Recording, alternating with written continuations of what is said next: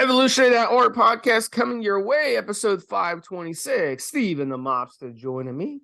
Today, we're going to be talking about another nutrition episode. This one's an important one. It's going to be why you need to learn to cook or meal prep. So in this one, a lot of people out there, you get into the habit of having food delivered. You get into the habit of going and getting food after the gym. You get into the habit of doing it that way versus cooking your own food. So in this episode, we're going to help you. We're going to help you do it a better way. You're going to save money. It's going to be much more clean. It's going to be much more healthier. And you're really going to feel a lot better overall. And you're going to have better results because of that, being able to cook your own food in meal prep. So I'll bring in Mobster on this one. Mobster, what are your thoughts on this one right off the bat? So I'm 100% behind the whole idea of cooking for yourself, Steve, and meal prep specifically in terms of if you're looking to gain weight, get ripped, and especially if you're looking to compete, is 100% something you need to do. Now, guys, if you've got that much disposable income, there's a couple of real cool meal prep companies out there, but you should still learn to cook. It's one of those basic things that Steve and I were taught way back in the day, and it's real simple. Honestly, guys, it sometimes feels like it's a lot of work for the stuff that we're going to have as bodybuilders. It's not. It is so easy. And like Steve said, it gives you ultimate control. When we're going to get into what the kind of food is available sometimes in the supermarkets compared to what you're going to do. And a silly example, Steve, would be sodium free. In the last few weeks before competition, the amount of times that even stuff that looks like meal prep food will have some kind of sodium or sugar, etc., in the sauces or the dressings, versus you making almost identical food in your house and controlling exactly what goes into it. And that, it's the thing, even with meal prep companies, Steve, they're not preparing it for you, the individual, with your needs and your requirements and maybe your allergies, versus a healthy prepped meal which generically then sent out. And they will even have combinations of, lean, high calorie, etc.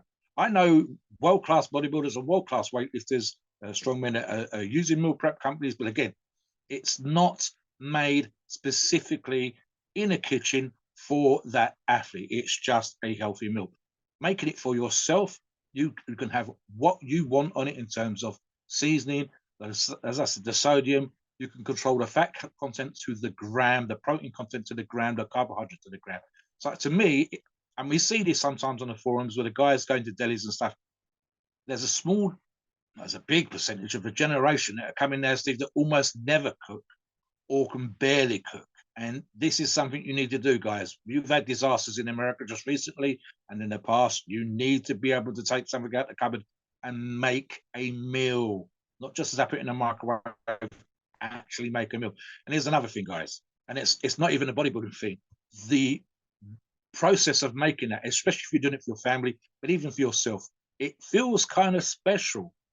It's a nice thing to do.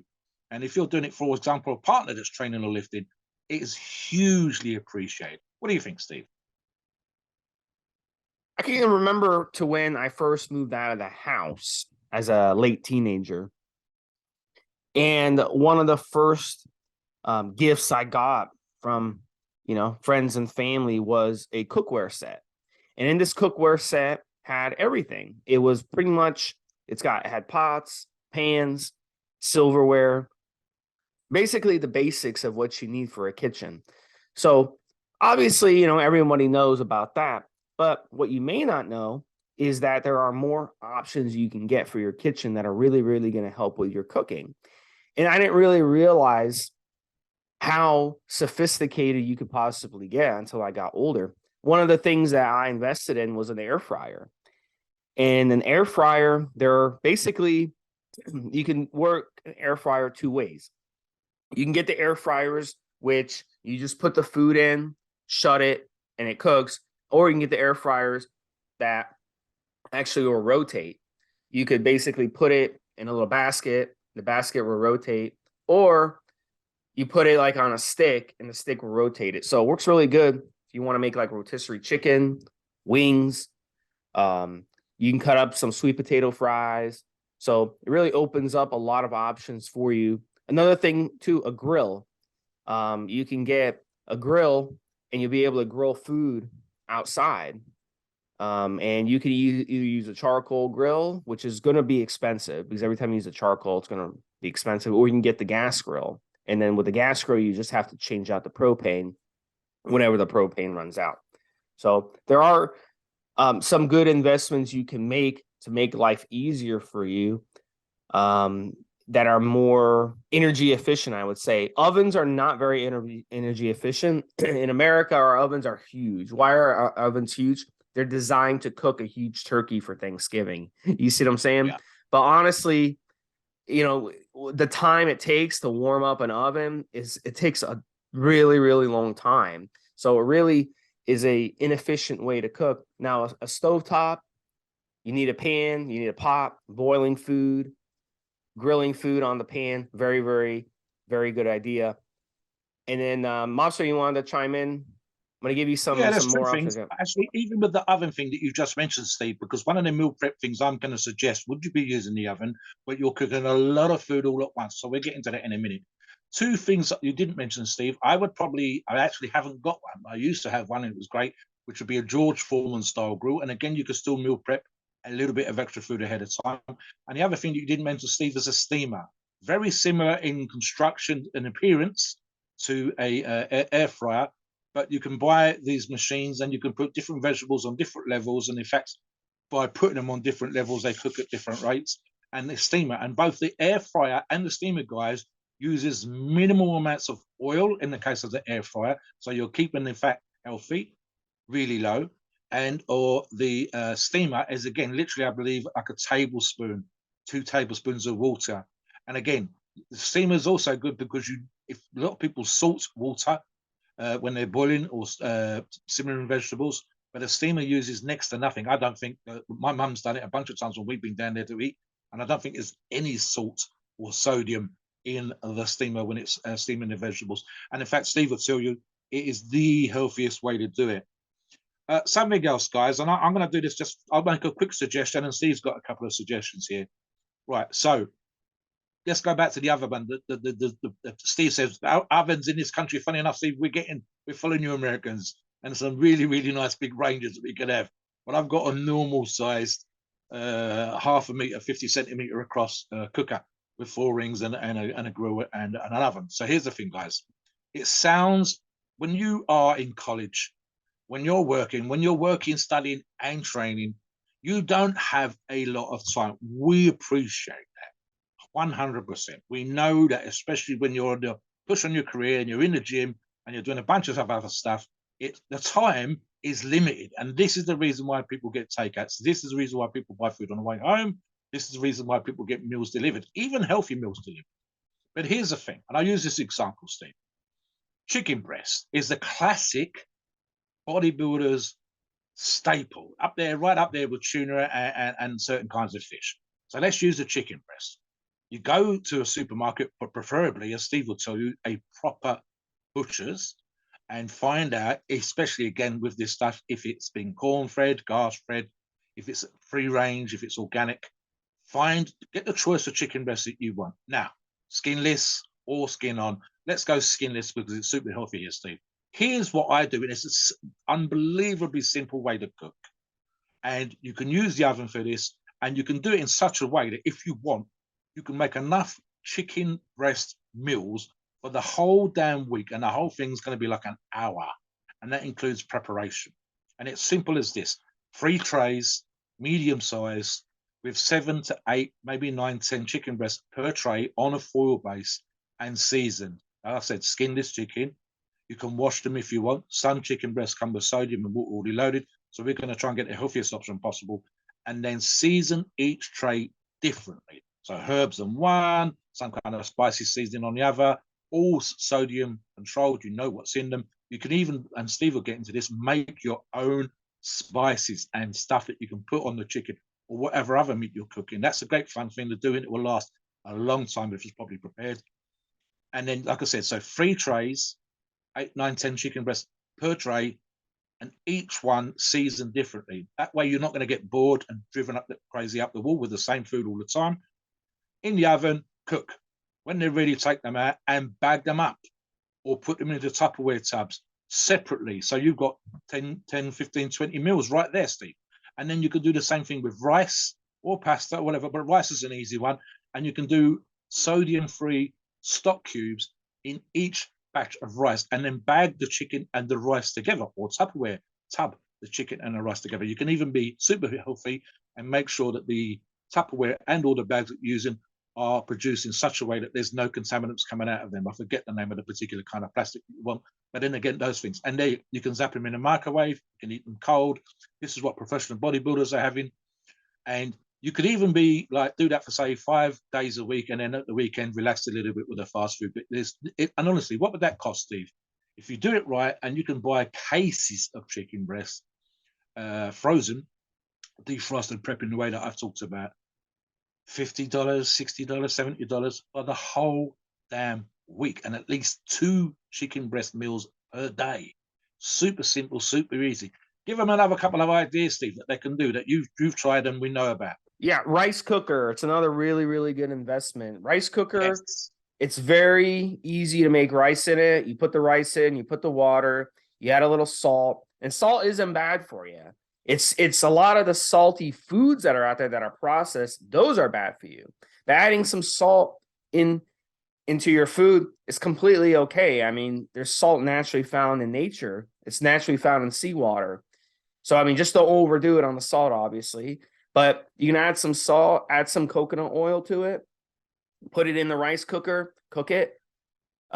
Usually brown rice takes longer than white rice, but I strongly recommend always brown rice. Brown rice is much healthier for you. It's got the kernel attached. There's a less of a glycemic load when you use brown rice. Also, with that same rice cooker, you can cook vegetables. What I like to do is I buy a bunch of broccoli and a bunch of spinach, cut it up, put it in the rice cooker where the rice would go, not in the basket. There's a vegetable basket that comes with it. No. I don't use the basket. I just put it where the rice would go, fill up the water halfway, and let that thing steam. Okay. Usually it takes about 20 minutes, maybe a little longer. It takes much longer to steam it that way than putting it on the pot, but it really, really cooks it nice and slow and steams it so you don't burn away a lot of the nutrition. So that's a really good way to food prep. So now you got your rice for the next 4 or 5 days. You got your vegetables for the next 4 or 5 days. Now, how do you cook the chicken? What is the easiest way to cook the chicken? Well, you can either use the air fryer. And as Mobster mentioned, you don't have to use any oils. The oil alone from the chicken will basically, will give it the flavor. So really, you don't have to even add anything except a little salt and black pepper if you wanted to that chicken when you put it in the air fryer. It will taste really good. But you can also add smoked paprika as a really good addition to it. Lime or lemon is a really good addition to it. And in that case, you would marinate it inside, marinate the chicken for a few hours or overnight, and it will really do good. Or you can get barbecue sauce. I use something called FODY, F-O-D-Y barbecue sauce. It's no FODMAP, so it won't upset your stomach. The ingredients are all natural in it. There's no preservative. There's no garbage in the product. And you can basically marinate it in that if you like barbecue chicken. Now, you can use the same recipes that I gave you, where you black pepper, salt, smoked paprika, the barbecue sauce, the lime/lemon.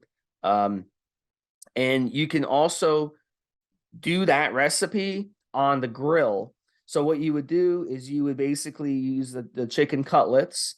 It's much more safe to cook on the grill, because if you use a thick chicken breast on the grill, what happens a lot of times is the inside won't cook, but the outside will char and burn. So you end up really like screwing yourself, because the outside of the chicken is not edible and the inside of the chicken is unedible. So I like to basically either fillet the breast myself, or I'll buy the cutlets and then I'll put them on the grill. And when you're grilling chicken, you want to flip it. Keep flipping the chicken more than once. You want to make sure it's cooked thoroughly on the inside, and investing in a good temperature cooker, where you can test the temperature, make sure the insides are cooked of chicken. Because chicken, if you undercook chicken and eat it, you open yourself up for food poisoning. So I'll get like 2 or 3 pounds of chicken, and then I'll cook it either on the grill or in the air fryer. And then boom, now I have chicken, rice, and broccoli, good for the week. And you just basically have like a whole week's worth of food, and you put them in good containers, and you store them properly in the fridge, and they won't go bad because that salt and pepper preserves it. So it will last in your refrigerator for many, many days. You don't have to worry about going bad. So it's very important to cook chicken within a day. Don't leave chicken sitting in your fridge for more than a day. Otherwise, it can go rotten. So you want to basically cook it. So that's pretty much what I do. And you'll have chicken all week. It really works beautifully. Mobster? Yeah, one that we used to do a lot here, and for some reason it's got out of vogue, Steve, is jacket potatoes. And essentially that is a large cooking potato, and you make sure you buy the right kind of spud. King Edward wood, you've got different brands and names for them in the States. And it's essentially, you make sure you're weighing that beast. I mean, you could even do sweet potato, but this jacket potato works better. And cook it and then wrap it in foil. And then you could take it out of foil, or cling film would probably work better in this particular case. And people quite often cut these up into chunks, and you can have them cold, but it's still healthy, or warm them up. And a lot of guys will have access to some sort of microwaves. This is the sort of thing, even if they're working on construction sites, and you can warm that up real quick. And you keep the dressing separately. You can add a tin of tuna dressing, which again, there's places with recipes for making dressings, to your large jacket potato, and you're getting calories right there, you're getting protein right there, you're getting healthy oils in the fish, and if the dressing's made homemade, you can have that super healthy as well.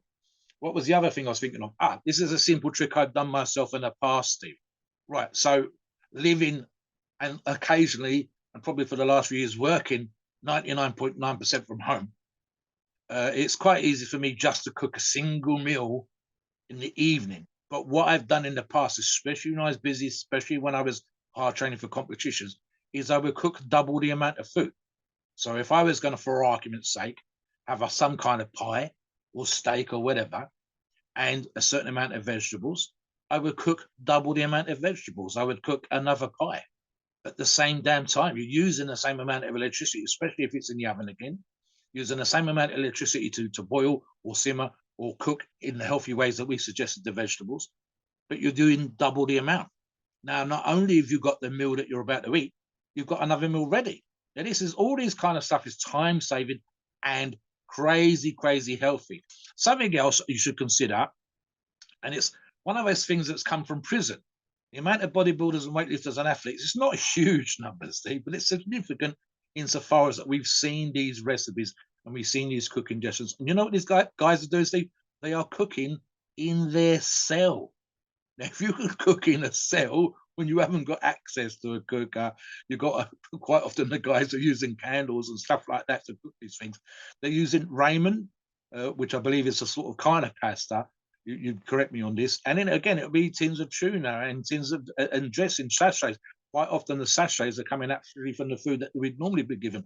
Prison food, especially American prison food, where a lot of those prisons are run commercially, is goddamn fucking awful.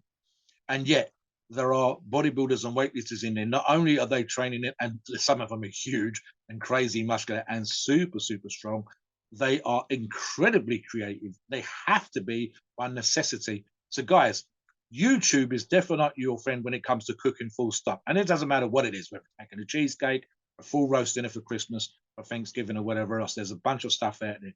But it's also, as well as these prison cookbooks are actually really good for bodybuilders because it's super creative. It's really limited on the quality and accessibility to the ingredients. And again, these guys will be the ones that will make amazing seasonings. They'll do stuff with peppers and salts and as Steve said, the spices. And my favorite thing for that was I'm thinking of Ronnie Common eating healthy, but he has some kind of barbecue sauce on there, and it was one of those. This is the thing that sometimes guys don't like about meal prep, and specifically about bodybuilding diets. It can be incredibly boring. And the trick, as I said, is their spice, the seasoning. Even in Steve's example, mixing up the vegetables that you're going to do. Example again, Steve, plantain as well as sweet potato, as well as normal potato. They're all relatively good with carbohydrate. I think naturally low sodium anyway. And you're just varying the amounts a little bit in order to get the same amount of carbohydrate calories every single day. Examples again, Steve's already mentioned with the oils. You can choose specific, very high quality olive oils, but you are very sparing with the dressing. And if you can learn to make your dressings, that's amazing. But Steve said already, and this you'll see this a lot in diets for bodybuilders, the coconut oil. And again, we're talking about a teaspoon of oil, even in the air fryers. But certainly, even when you're making these dressings, and coconut oil is one of those things that's fantastically good for bodybuilders, along with high quality. I think one of your favorites, Steve, is macadamia oil, and a couple of other things you guys can choose from. And again, here's the thing, varying those things. So it's one oil one day, one oil the next day, and so on. But like I said, there's 2 or 3 fantastic tricks out there just for making food ahead of time and then having it. You might end up, I think guys diss you because you're constantly carrying around your Tupperware tubs, but value. I mean, as I said already, let's talk about value for a second here. It doesn't sound like you'd be saving money, but in fact you do, because you're not buying the crap, which we're going to get into briefly, that you get with other food. It's not covered in dressing to make it a cheap cut of meat sound tasty. You're controlling the cut of meat. It's not covered in glucose syrup based dressings. The chicken breast, if you get the right kinds of chicken breasts, there are cheap chicken breasts. I've used them, but you can go on the internet and see the people at the meat plant injecting the saline into the chicken breast. So this huge chicken breast shrinks down to nothing. No, the organic stuff will shrink, but it won't shrink by half the size and weight. And again, these are real simple ideas and ways of controlling the quality. I think Steve and I have talked about this kind of stuff before, and it's one of those things, again, as we've got older. But the quality of the meat that we get and the choices of places we go to. I've had meat delivered here, and you know that there's certain meats that the butcher's going to deliver you have all the time. I go to another place. If I find a place that does the meat, the quality I like, I'll buy 2 or 3 servings, not just what I'm going to eat because I've seen the meat right there, but I'll buy more. And then even then, we've got a couple of companies in this country that do meal prep as well as the actual meat and high protein foods being delivered to you. And again, you can be very selective with this kind of stuff. Ultimately, if you guys are super serious about losing weight, super serious about putting on muscle, super serious about competing, meal prep for yourself is the only way, in my opinion, that you should absolutely go. And here's the thing, like I said already, guys, it sounds complicated. We get that you're time busy, but it's unbelievably easy once you've learned it. It's like learning any new skill, and it's actually fun to be creative. And of course, if it's skinless chicken breast for a competition, then you can definitely have the skin on or eat other parts of the chicken for the rest of the year. But every single meal will be healthy. Steve, talk about, because we've discussed this previously, the quality of some ready foods in the supermarkets and the quality of some foods that come with takeout from restaurants. We've discussed this before. You know all about this. Yeah, so it goes back to what they're using in these restaurants. You got to remember the restaurants, their inventory is the food. They don't want the food to spoil. So anyone who's worked in the food industry knows the way it works. They ship in the products frozen, they'll defrost it, and then they'll cook it for you when you order it. They're not going to just cook the food before you're even there. They got to make sure they don't want to waste the food, because if they defrost the food and no one orders it, they're going to waste it. You see what I'm saying? So they have to make sure that you're there. So really the food quality in a restaurant is extremely poor. Even if you go to an expensive restaurant, I'm not talking some cheap restaurant like Chili's or something, I'm talking about an expensive restaurant, they even do stuff like that. So, and the way they cook the food, they don't cook it in good quality oil. They cook it in the cheapest oil. So they'll cook it in the cheap oil. It's a good preservative. It's satiating. It tastes good to most people. And that allows them to save money and make sure that the food tastes good to you. So they'll also add a lot of things to the food, like onions and garlic, to give it more flavor. But those aren't necessarily the things that you want in your body. A lot of people have the misconception that garlic and onions are somehow good for you, and they do have health benefits, but the health benefits are not as pronounced and as people believe. In a lot of ways, they do strain your gut quite a bit. So that's why after you have garlic or onions, you may notice that. You may notice you get a little stomach ache. You may notice you might get diarrhea afterwards. So really, garlic and onion is something I avoid. So I want to know what's in my food. So what you do at home, you get a tub of cold pressed, unrefined coconut oil. It's got to be both cold pressed and unrefined. Otherwise, you're wasting your time. And that is as close to what you'll find in nature as you're going to possibly get. And that's what you cook with. Now, I'm not saying put globs of that coconut oil in your food. I'm not saying it's necessarily some magic food, but it's something neutral where you can cook with it in a pan. You can cook with it in your air fryer. You can cook with it when you marinate stuff, and it's not going to be bad for you. But if you are using canola oil and these vegetable oils, I mean, my gosh, can you make oil out of, I mean, come on, you can't squeeze a vegetable and make oil out of it. It's a scam. Don't use these refined oils in your food. They're killing us. These hydrogenated oils, they're so bad for us. And they're used in everything that you buy in packages, and they're used in every restaurant and fast food joint out there. And they're absolutely killing us. It really is. I mean, it really is sad. And it's one of the reasons why our health is becoming poor, more and more poor, and people are living less longer. So make sure, I love it. I love being able to cook my own food and making it taste good. And that's what it is. So you make sure you invest in a tub of unrefined cold pressed coconut oil. You can go on Amazon and buy it, or you can go to a health food store and buy it. And yes, it's going to cost a lot more, double or triple the price as refined coconut oil, or refine all the other refined oils, either the coconut, the canola oils and the vegetable oils and the hydrogenated oils that people usually use to cook their food. But there's a reason for that. It's because it is more expensive, because it's minimally processed and it's as pure as you're going to find. Jumping in now, I did some years ago voluntary youth work, and we had a child social worker who would go around to all the youth clubs representing the borough that I live in here in South Wales, Rhondda South. And she came out with this statement, and I ended up asking her, and I said the issue was, it was the young kids were having, specifically in the borough, in Rhondda South, had a great amount of teeth issues and requiring higher levels of dental work. And in fact, her in-laws, my girlfriend, said the same thing. There was a documentary here in the UK about a section, the poor, basically, people up in Scotland, where they went onto one housing estate and every single child on the housing estate had cavities. Now, here's the thing, they wasn't all eating what you would think is of junk food. But I'll give it, this is the problem with the section of population down here in South Wales.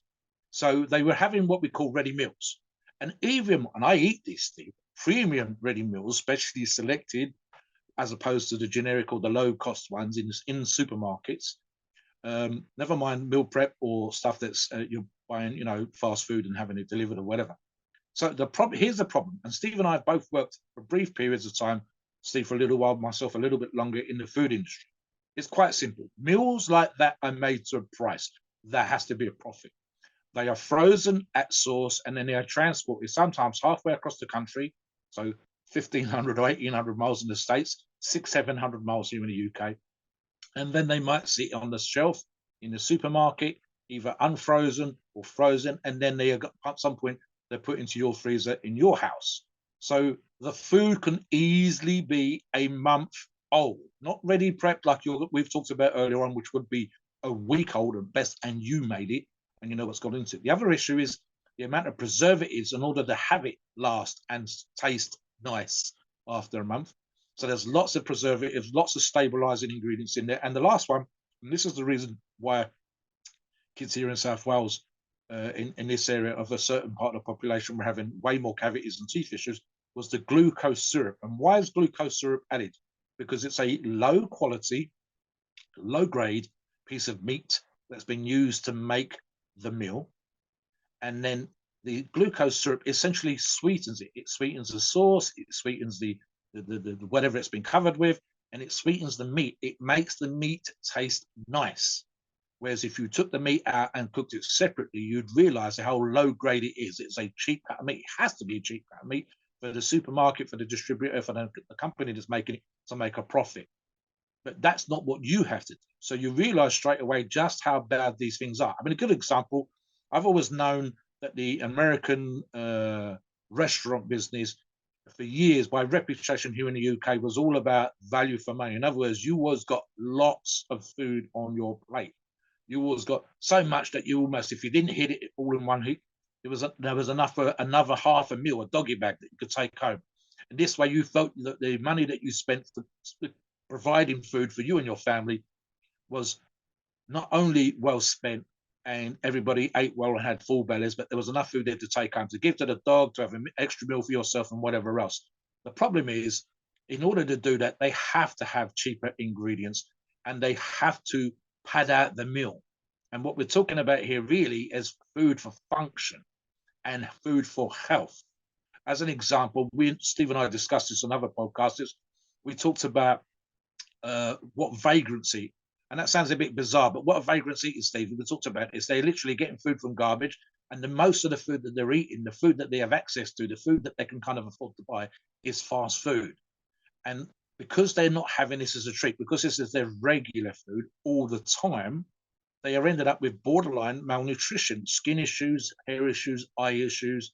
Their diet doesn't vary, and unfortunately, and this is part of the economy, it's part of price increases, including food. My shopping prices have gone up, regardless of whether I buy luxury food or premium food. It's just gone up anyway, and that applies to the whole of the population. The quality of food and the quality of food you can afford to spend money on becomes limited if you have a family, 2-3 kids, if you have a car and a mortgage. So you have to make certain kinds of choices, or you have to work extra hard to afford the same quality of food that you was having before. And that includes premium cuts of meat, fresh vegetables, stuff that's organic. Unfortunately, those things are more expensive. So we understand why. The problem then becomes is you are having this 24/7. I mean, the last thing we could talk about, Steve, in this is cereals. Okay. If we talked about the quality of food that people are having for breakfast, and I'm thinking especially of cereals, very well-known brands that have, and copies of those same brands that are found in supermarkets just for breakfast versus, for example, and again, it sounds incredibly boring, but even this you can do stuff to, a high-quality oatmeal or even homemade muesli. I've done that, Steve. I've brought my own oatmeal, and then I've gone out and bought some dried mixed fruit. And you can do this stuff yourself. You can put fresh fruit in there.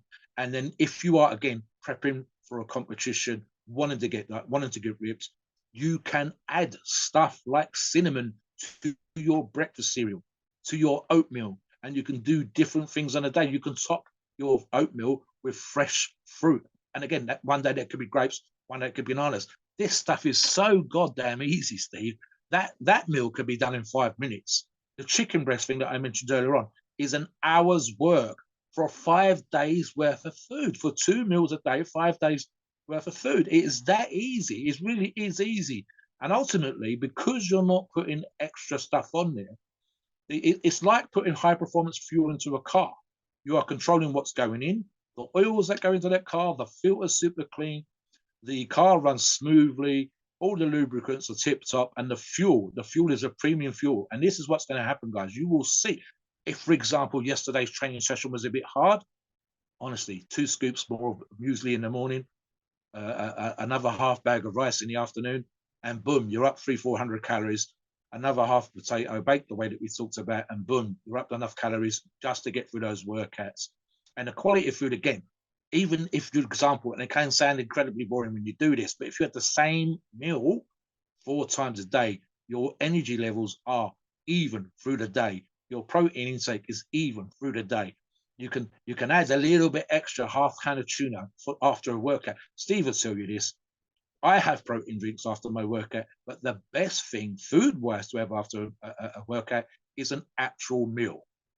So guys, all simple, real easy, all under your control and crazy, crazy healthy. If you want to get lean, you want to get ripped, you want to get mushy, if you want to get strong, learn to meal prep. Trust me, guys, it is 100% an idea that you should absolutely give time to, and you will see the value of it. Please note, we are not doctors and the opinions are ours. It's our view and it's based on our experience and views on the topic. Our podcast are for informational purposes and entertainment only. The freedom of speech and the First Amendment applies.